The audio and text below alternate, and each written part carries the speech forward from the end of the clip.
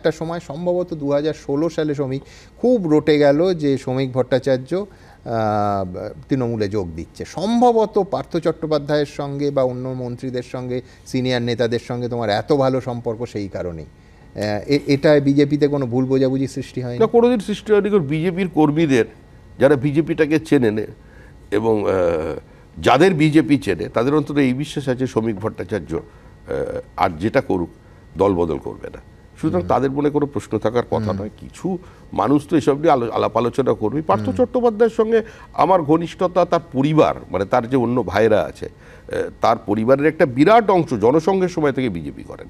পার্থ চট্টোপাধ্যায়ের যিনি মাসি সবিতা ব্যানার্জি, তিনি রাস্তায় দাঁড়িয়ে জনবার্তা পত্রিকা বিক্রি করতেন, সিপিএম তার মাথার উপরে গরম নোংরা জল ঢেলে দিয়েছিল, তারপরেও তিনি সেখান থেকে সরেননি। তো পার্থ চট্টোপাধ্যায়ের পরিবারে অন্য ভাইরা কাজিনদের মধ্যে অনেকেই আছেন, তো আমার সঙ্গে দীর্ঘদিনের তাদের পারিবারিক সম্পর্ক আছে এবং ঘনিষ্ঠতা তো আছেই সবাই।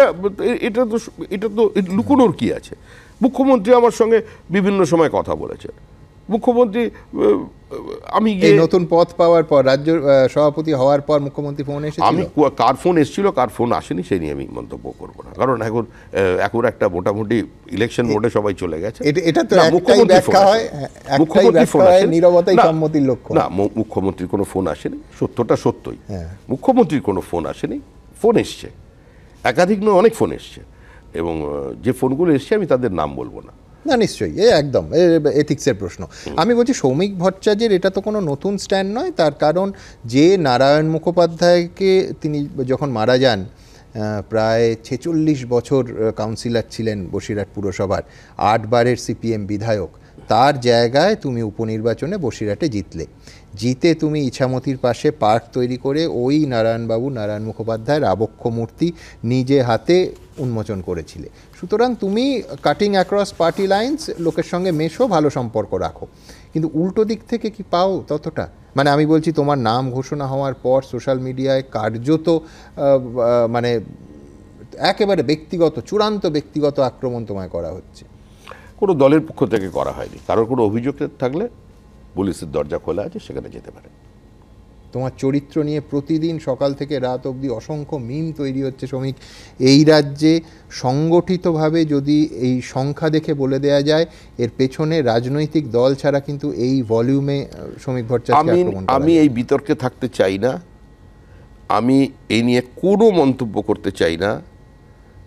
যাদের কোনো স্পেসিফিক কোনো অভিযোগ থাকলে যে স্তরে তারা সেটা করতে চাইলে করতে পারেন। আর আমার লড়াই রাজনৈতিক লড়াই, কোনো নেতার সঙ্গে লড়াই নয়, কোনো কুকথা নয়, কোনো বোমা নয়, কোনো গুলি নয়, কোনো চরিত্র হনন নয়।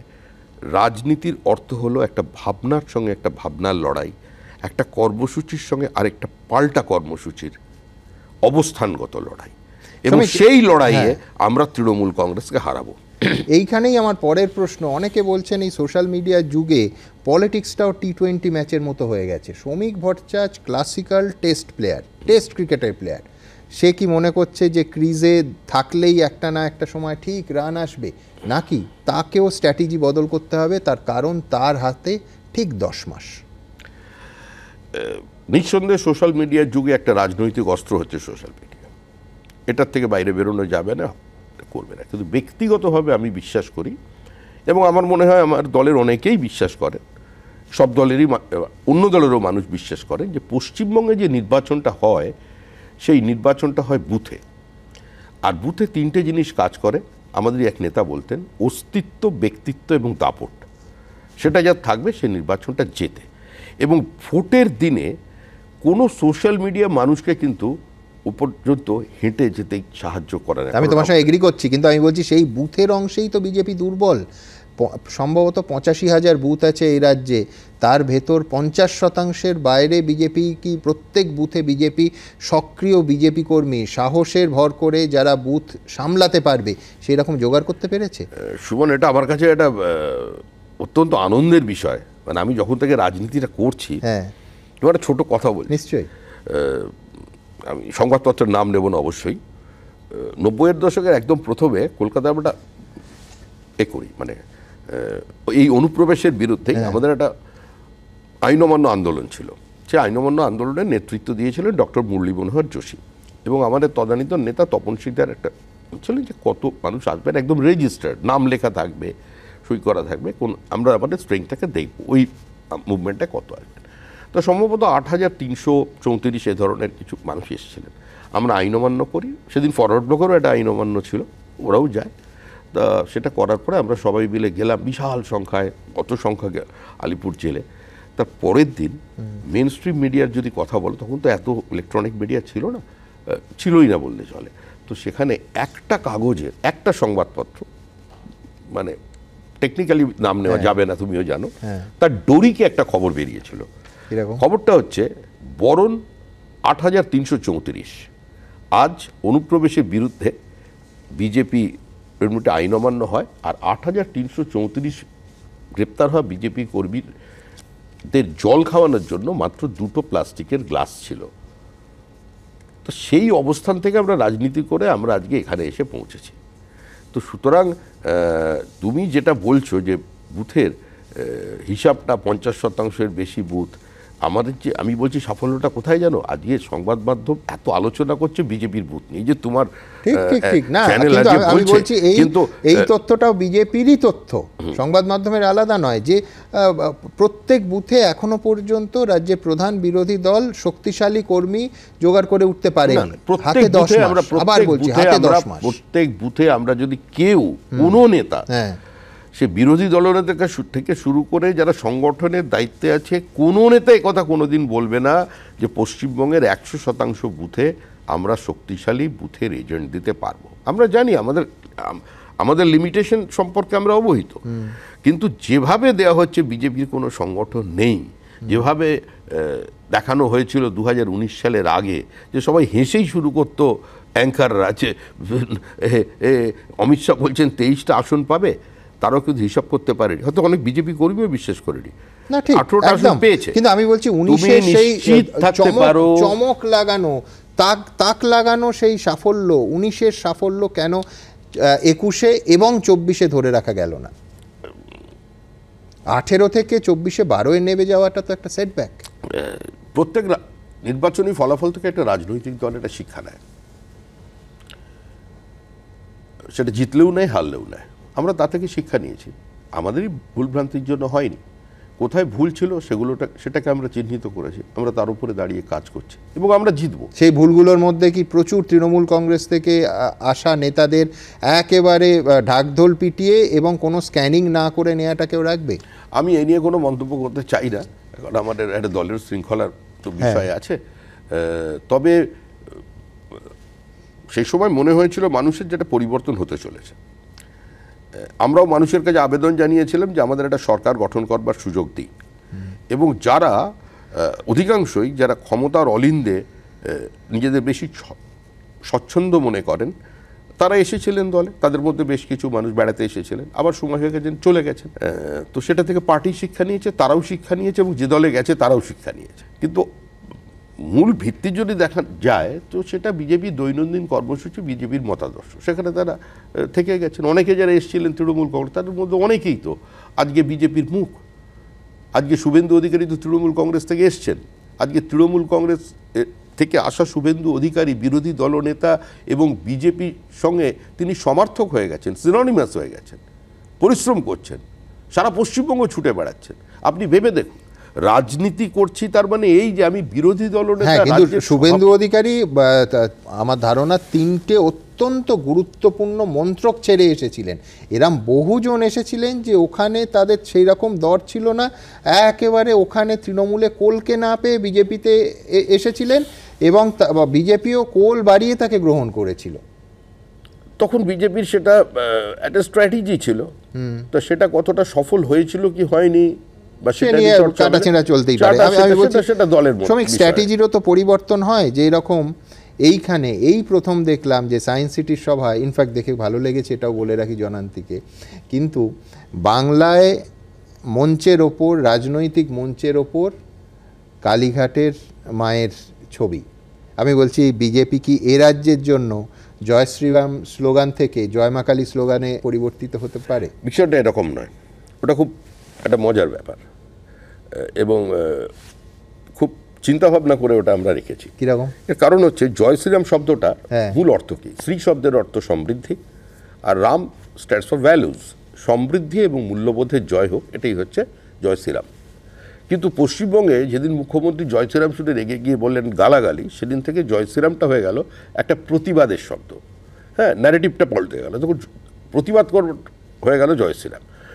তো সেটা একটা ভিন্ন দিক। আর কালী ছবির এ কারণেই লেখা আছে, কারণ তিনি তার প্রতিবেশীকে বলে দিয়েছেন, মানে মা কালী কালীঘাটে, যে আমি তোমার ফাইল নিতে পারলাম না, আমি আর বাঁচাতে পারবো না। আর কালী কলকাতাওয়ালি যখনই বাইরে থেকে আসেন সবাই কালীঘাটে যেতে চান, এটাও একটা দিক। এবং ওই কালীটা দিয়ে আরেকটা সিম্বলাইজ করা আছে ওখানে, যেটা হচ্ছে যেদিকে হাঁটছে, মানে যেভাবে যে ভাষায় মন্ত্রীরা কথা বলছেন, ঈদ উল ফিতরের মঞ্চ থেকে মুখ্যমন্ত্রী যা বললেন, তাতে বাংলাদেশে তো কালী মন্দিরগুলো ধ্বংস হয়ে যাচ্ছে, আস্তে আস্তে তো হচ্ছে। কালীর আমাদের উল্টোডাঙ্গা পর্যন্ত চলে এসছে, ওখানে তো পুজো প্যান্ডেলে বোমা মেরে দিয়েছে, পুলিশের গাড়িতে আগুন লাগিয়ে দিয়েছে। তো ধীরে ধীরে এগোচ্ছে, কালীঘাটের কালীমাকে সুরক্ষিত করতে হবে, সেটা সামনে রাখা, যে ওই পর্যন্ত এগোস না, এলে কিন্তু মুশকিল আছে। হ্যাঁ, অবশ্য মা গোটা পৃথিবীকে সুরক্ষিত রাখেন, কিন্তু আমি বলছি, আমি জানি না তোমার প্রতিমাকে সুরক্ষিত রাখাও, হ্যাঁ, সেটা বিজেপির দায়িত্ব না নিলেও চলবে, কিন্তু দায়িত্ব নেবে না আমার সাধারণ মানুষ, ভক্ত, গোটা পৃথিবী জোড়া ভক্তবৃন্দ। কিন্তু আমার প্রশ্নটা আলাদা, সেই ভক্তবৃন্দ কি বাংলাদেশে ছিল না? কবিতা কি বাংলাদেশে ছিল না?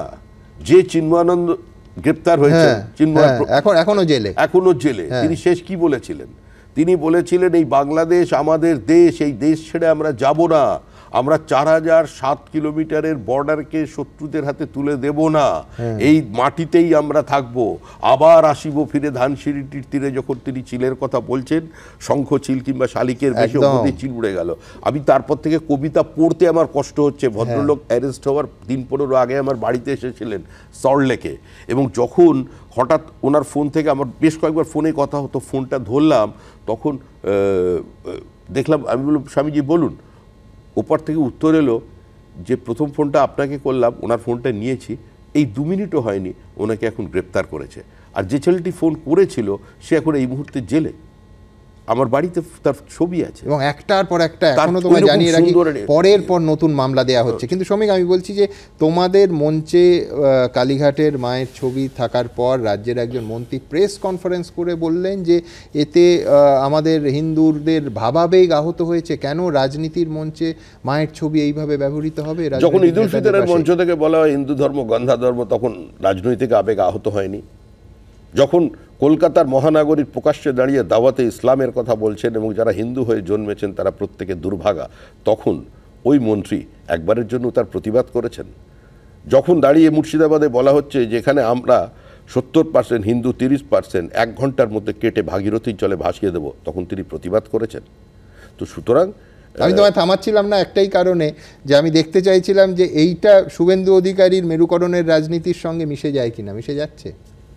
দেখুন, মেরুকরণের রাজনীতি বলতে বলতে বিজেপি কিন্তু 2 থেকে 303-এ পৌঁছেছিল। আজকেও 20টা রাজ্যের বেশি বিজেপি ক্ষমতায় আছে। সুতরাং এই যে বিজেপি প্রতিহিংসার রাজনীতি, বিভাজনের রাজনীতি করে, এটা সম্পূর্ণ ভুল। বিজেপি শাসিত রাজ্যে দাঙ্গা নেই। বিজেপি শাসিত রাজ্যে কোনো মুসলিম মহিলাও কোনোদিন দাঁড়িয়ে বলেনি, ভারতবর্ষে কোথাও বলেনি, যেটা মুর্শিদাবাদে দেখা গেল যে একজন মহিলা, হিন্দু মহিলা বিবাহিতা, তিনি বিএসএফকে বলছেন, এবং তোমার চ্যানেল বারবার সেটাকে দেখিয়েছে, একদম আমাকে গুলি করুন। মুর্শিদাবাদে ঘর ছেড়ে মালদায় সারা রাত নৌকো, একটা সোনার গয়না গায়ে কোনো রকম ভাবে এসে পৌঁছেছেন মালদার তীরে, ভাবা যায় না। কিন্তু আমি বলছি শ্রমিক, এই মুর্শিদাবাদ, এই কলকাতার কাছেই যে ঘটনা ঘটলো মহেশতলায়, ভয়ঙ্কর ঘটনা, সেই সমস্ত বাংলাদেশ, মুর্শিদাবাদ, মহেশতলার পরও যখন কালীগঞ্জে ভোট হয়, তাতে বিজেপি প্রায়, আমি তোমার সঙ্গে একমত, এক্ষুনি তুমি বলবে, আগেই আমি বলে দিই যে 110টা বুথে, হিন্দু প্রধান বুথে বিজেপি এগিয়ে আছে। কিন্তু বটম লাইনটা এইটা যে প্রায় 3.5% ভোট তোমাদের কমেছে। অন্যদিকে তৃণমূল এবং কংগ্রেস, বাম সমর্থিত কংগ্রেস, তাদের 2% ভোট বাড়িয়েছে। তো মেরুকরণ কি শেষ পর্যন্ত ওই 10 মাস পরে শ্রমিক ভট্টাচার্যের টার্নআউট কত ছিল? 61 থেকে পার্সেন্টেজ করছি। আমি হিন্দু মুসলমানের রাজনীতিতে বিশ্বাসী নই, বিজেপিও বিশ্বাসী নয়, বিরোধী দলনেতাও বিশ্বাসী নয়। আমি আবার বলছি দায়িত্ব নিয়ে, 61 থেকে 67% টার্নআউটটা কেন হয়নি? মানুষ চেনাতে চাইছে না। এর পরবর্তী তখন যারা জলের লাইন কাটবে, তুমি বলছো ফিয়ার ফ্যাক্টর। হ্যাঁ অবশ্যই ফিয়ার ফ্যাক্টর কাজ করেছে, কিন্তু সেই ফিয়ার ফ্যাক্টর 2026-এর নির্বাচনের আগে থাকবে না। কোন জাদুমন্ত্রে, কোন জাদুমন্ত্রে বারবার শ্রমিক লোকসভা এবং বিধানসভা জাতীয় নির্বাচন কমিশনের আন্ডারে, তাদের পরিচালনায় ভোট হয়। বারবার তোমরা এই রাজ্যে অন্তত অভিযোগ করো যে নির্বাচন কমিশন ব্যর্থ হয়েছে, নানা ক্ষেত্রে আমরা আক্রান্ত হয়েছি। 2021-এর কিসে নির্বাচনে তোমার এই ভরসাটা আসছে যে 26-এ এই ছবিটা পাল্টাবে? মানুষের উপরে বিশ্বাস। মানুষ তো গুন্ডাদের প্রতিহত করবেন না, করবে তো নির্বাচন কমিশন, কেন্দ্রীয় বাহিনী এবং পৃথিবীর কোন সুষ্ঠু ভোটের স্বার্থে। যুগে যুগে সমস্ত গুন্ডা বাহিনীকে ধ্বংস করেছে মানুষ। মানুষ যদি খালি হাতে বাস্তিলের দুর্গ ভেঙে দিতে পারে, মানুষ যদি বার্লিনের পাঁচিল ফেলতে পারে, মানুষ যদি পূর্ব ইউরোপে হেজিমনিকে শেষ করতে পারে, মানুষ যদি ইদি আমিনের মতো শাসককে দেশ থেকে সরাতে পারে, তাহলে এই মানুষই পারবে। বর্তমান পৃথিবী আরেকটা স্তালিন চায় না, আরেকটা পলপট চায় না, আরেকটা হিটলার চায় না, আরেকটা মুসলিনি চায় না। সুতরাং এই মানুষই পরিবর্তন করে। বেশ, আমি সময় দীর্ঘ তালিকায় শুধু একটা যোগ করব, এই মানুষই একদিকে এমার্জেন্সির পরে ইন্দিরা গান্ধীকে সরিয়ে দিয়েছিলেন, আবার এই মানুষই 1977-এর পরে 80-তে আবার ইন্দিরা গান্ধীকে ফেরত নিয়ে এসেছিলেন। সুতরাং আমরা দুজনে এই জায়গাটা একমত যে মানুষের রায় চূড়ান্ত, এটাই নিশ্চয়ই তুমি আর আমি প্রথমে বলতাম, একটা সময় ছিল যখন আমি বলতাম যে মমতা বন্দ্যোপাধ্যায়, এখনো বলছি, মমতা বন্দ্যোপাধ্যায় 2011 সালে মানুষের মনের মধ্যে একটা বিশ্বাস জাগাতে পেরেছিলেন যে সিপিএম হারতে পারে, সিপিএম কে হারানো যেতে পারে এবং সিপিএম হারতে চলেছে। তো তিনি তখন ছিলেন স্বপ্নের মেঘবালিকা, বিশ্বাস করাতে পেরেছেন, কিন্তু সেই স্বপ্নের মেঘবালিকা আজকে ঠাকুরমার ঝুলি। আজকে মানুষ বলছেন যে জানি না কেন এমন হয়, তুমি আর নেই সে তুমি। সুতরাং তিনিও তার অবস্থান থেকে সরে এসেছেন। মানুষ তাকে গ্রহণ করেছে, তাকে পরীক্ষা করেছে, এখন প্রত্যাখ্যানের সময়। এবং আমি এটা বিশ্বাস করি। তুমি কবিতার পাশাপাশি কিন্তু রূপকথাও পড়ছো মনে হচ্ছে। কবিতার পাশাপাশি রূপকথাও মন দিয়ে পড়ছো মনে হচ্ছে। রূপকথার তো কোনো নয়, সাজবাতির রূপকথারাও ঘুরে ফিরে আসে, বিভিন্ন সময় করে আসে। আমাদের অ্যাপিল, যেটা তুমি বারবার বলছি, আমরা সমাজের সমস্ত সেকশনের কাছে অ্যাপিল করছি এটা, যে এই মুহূর্তে পশ্চিমবঙ্গের দুটো দিক আছে। একটা দিক হচ্ছে অর্থনৈতিক দিক। আমাদের অর্থনীতি খাদের কিনারে এসে দাঁড়িয়েছে। এফআরবিএম এর লিমিট আমরা ভাঙতে চলেছি।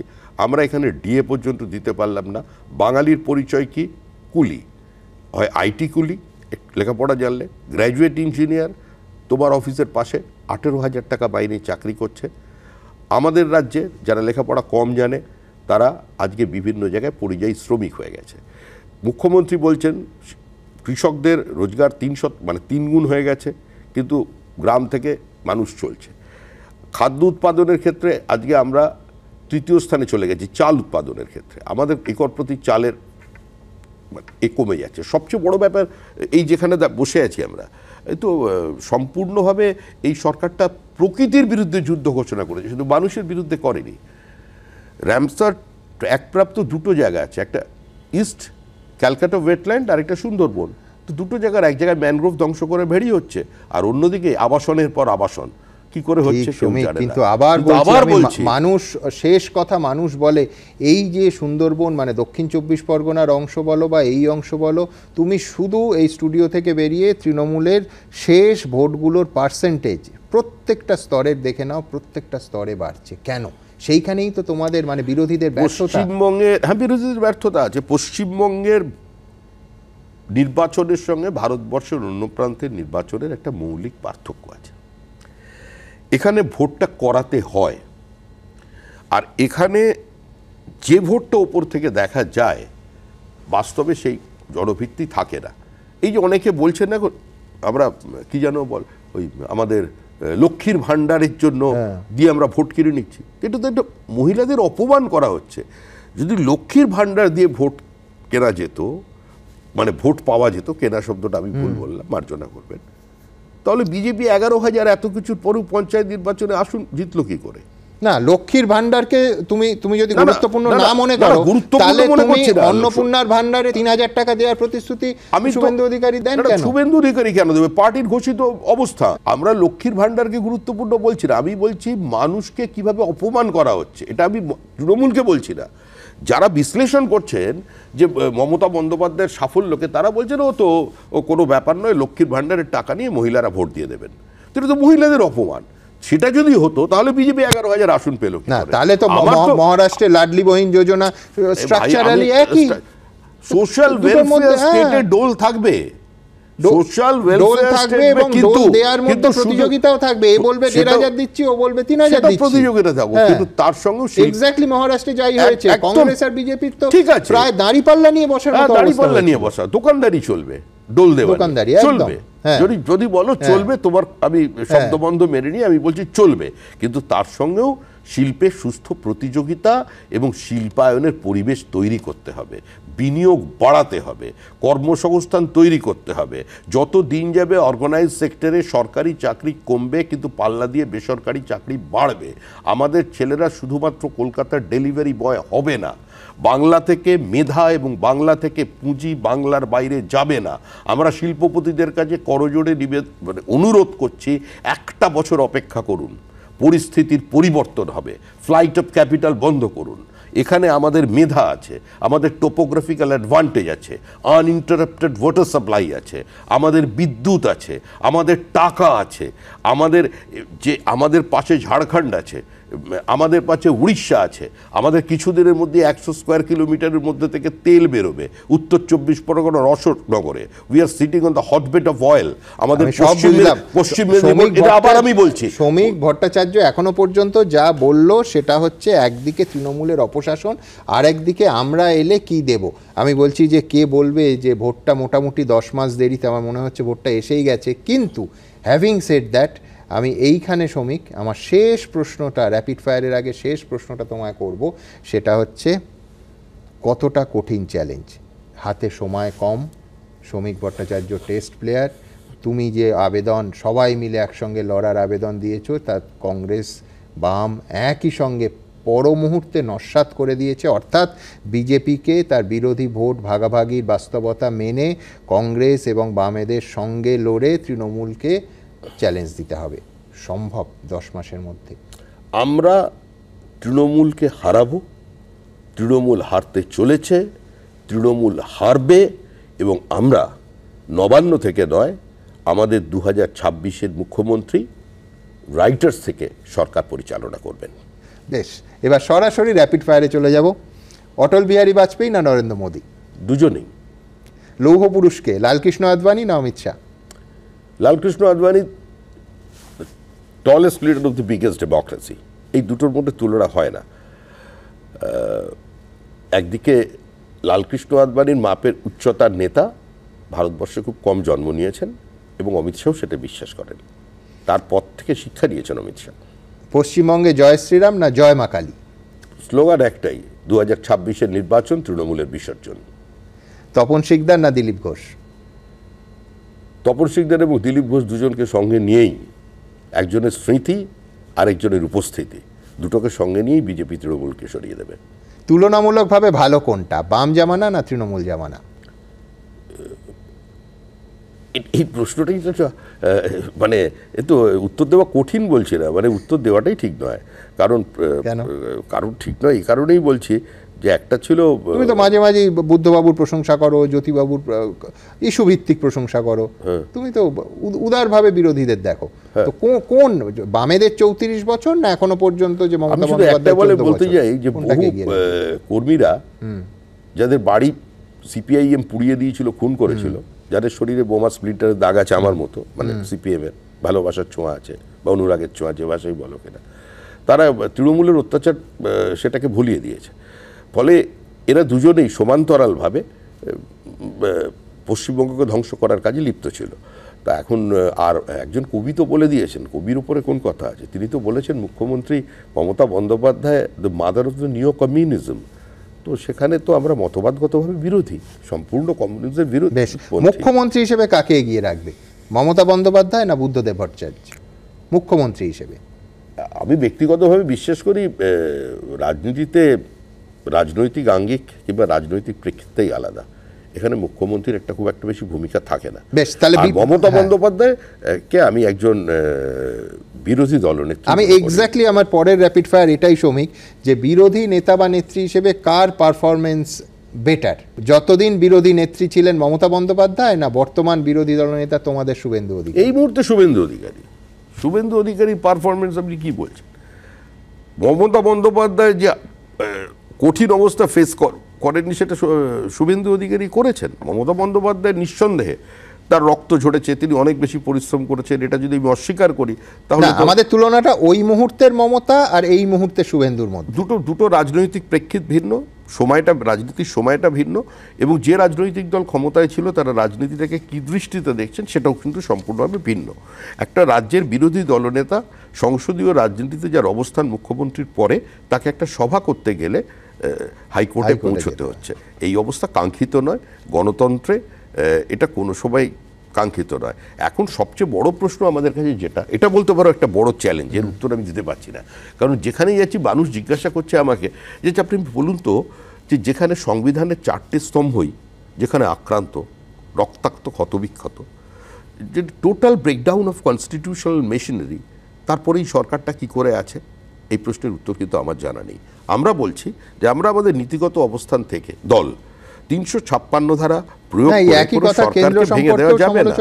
হ্যাঁ বলছেন 56, আমরা ভাঙার পক্ষে নই, আমরা কংগ্রেসের ডিএনএ আমাদের নয়, আমরা চাই কাউকে আমরা শহীদ হতে দেব না। আমরা একটা স্বাভাবিক রাজনৈতিক মৃত্যুর দিকে যখন একটা দল এগিয়ে চলেছে, আমরা কেন এর মধ্যে ঢুকবো?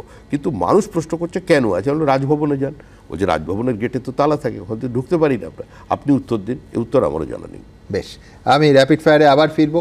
শ্যামাপ্রসাদ মুখোপাধ্যায় না দীনদয়াল উপাধ্যায়? শ্যামাপ্রসাদ মুখোপাধ্যায়ের ব্যক্তিত্ব, তার জনপ্রিয়তা, তার রাজনৈতিক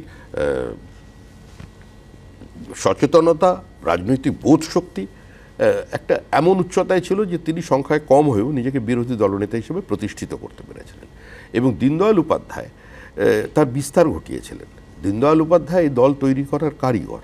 দীনদয়াল উপাধ্যায়ের পাণ্ডিত্য এবং তার সাংগঠনিক শক্তির যে মিশ্রণ, সেটা অতুলনীয়। সুতরাং দুজনেই দুজনের পরিপূরক। এবং শ্যামাপ্রসাদ মুখার্জি বলেইছিলেন, আমি যদি 5টা দীনদয়াল পেতাম তাহলে আমি আইএস অফিসার ছাড়াই একটা দেশ চালিয়ে যেতে পারি। এতটাই দুজনের প্রতি দুজনের। বেশ, আমার পরের প্রশ্ন, মুরলীধর সেন লেনের বিজেপি অফিস না সল্টলেকের নতুন বিজেপি অফিস? মুরলীধর সেনের বিজেপি অফিসের সঙ্গে অনেকের আবেগ জড়িয়ে আছে। দেখুন, ওটা ছিল অমৃত সমাজ হল, পরবর্তীকালে বাস্তুহারা সহায়তা সমিতির কাছে ছিল। তারপর শ্যামাপ্রসাদ মুখার্জি হলটি নিয়েছিলেন, ভাড়ার বাড়ি। ওই বাড়িতে ডক্টর রাজেন্দ্র প্রসাদ এসেছেন, ওই বাড়ির একটা অংশে বাপু জগজীবনরাম কিছুদিনের জন্য ভাড়া ছিলেন, বঙ্কিমচন্দ্র চট্টোপাধ্যায় এসেছেন, মানে সে সময় সমস্ত ইন্টেলেকচুয়াল জয়েন্টরা ওই বাড়িতে এসেছেন। শ্যামাপ্রসাদ মুখার্জি, আচার্য দেবপ্রসাদ ঘোষ, বিষ্ণুকান্ত শাস্ত্রী, হরিপদ ভারতের সবাই বাড়িতে বসেছে। তো স্বাভাবিকভাবে বিজেপি কর্মীদের আবেগ জড়িয়ে আছে। এখন তো তুমি যে বললে সোশ্যাল মিডিয়ার যুগে এখন কল সেন্টার থাকে, রাজনীতির লড়াইটা অনেকটা ভিন্ন হয়ে গেছে, সেটা জায়গার বেশি প্রয়োজন। বিজেপি ওই জায়গাটুকুনের মধ্যে অ্যাকোমোডেট করতে পারছে না। স্বাভাবিক আইটি সেলটা বললে না, বিরাট আইটি সেল লাগে বিজেপির বা তৃণমূলের, বিরাট আইটি সেল লাগে।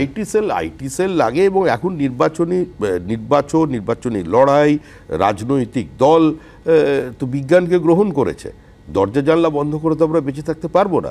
তো সুতরাং স্বাভাবিকভাবেই কর্মী বাড়ছে, দল বড় হচ্ছে। বিজ্ঞান থেকে সাহিত্যের দিকে ফিরি, কবি হিসেবে কাকে এগিয়ে রাখবে, মানে পাঠক হিসেবে শ্রমিক ভট্টাচার্যের কে প্রিয়, সুনীল গঙ্গোপাধ্যায় না শক্তি চট্টোপাধ্যায়? দেখুন, আমি দুজনকেই ভালো লাগার কবি, কবিতা তো ভালো লাগা, নিঃসন্দেহে শক্তি চট্টোপাধ্যায় আমার প্রিয় কবি, এটার মধ্যে সঙ্গে কোনো ইয়ে নেই। বেশ, আমার শেষ র্যাপিড ফায়ারের প্রশ্নটা বেশ কয়েক মাস আগে দেশ জুড়ে একটা বিতর্ক তৈরি করেছিল, কেন আপনাদের মনে থাকবে, কিন্তু সেই একই র্যাপিড ফায়ারটা আমি শ্রমিককেই করব। গান্ধী না গডসে? গডসে গান্ধীকে হত্যা করেছিলেন।